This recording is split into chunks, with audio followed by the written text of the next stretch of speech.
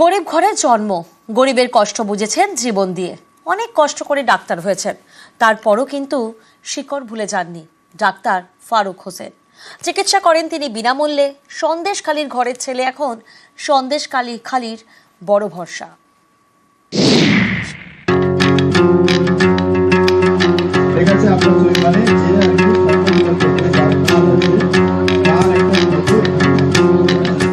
অনেকে বলেন যার কেউ নেই তার ডাক্তার গাজী আছেন।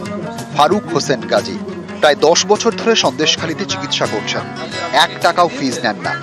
এখানেই শেষ নয়, চিকিৎসার পাশাপাশি থাকা খাওয়া পড়ারও ব্যবস্থা করে দেন ডাক্তার গাজী। এ যেন গল্প হলেও সত্যি।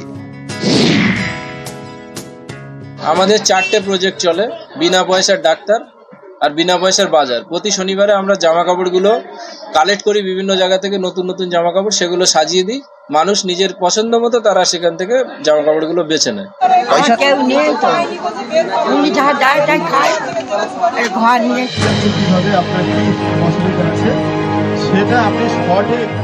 2014 সালে সন্দেশখালীর খাস সাগদায় ডাক্তার ফারুক হোসেন গাজী তৈরি করেন নবদিগন্ত রোগী পরিষেবা কেন্দ্র। এখানে মেলে বিনামূল্যে চিকিৎসা। নিজের টাকায় নবদিগন্ত মিশন স্কুলও তৈরি করেছেন ডাক্তারবাবু।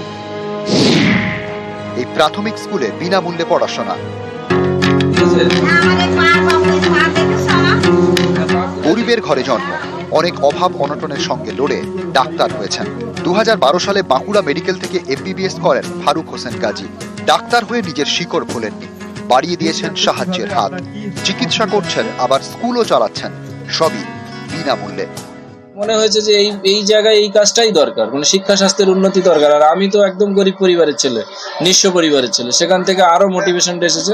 ইন্ডিয়া বুক অফ রেকর্ডসে অ্যাওয়ার্ড পেয়েছি, এশিয়া বুক, ম্যাজিক বুক ইত্যাদি রেকর্ডগুলো পেয়েছি। আমাদের কলকাতার মেয়র ফিরহাদ হাকিমের হাত থেকে আলামিন অনন্য প্রাক্তনী অ্যাওয়ার্ড নিয়েছিলাম, যেটা আলামিনের 40,000 ছাত্রের মধ্যে 40 জন করে অ্যাওয়ার্ড দিয়েছিল।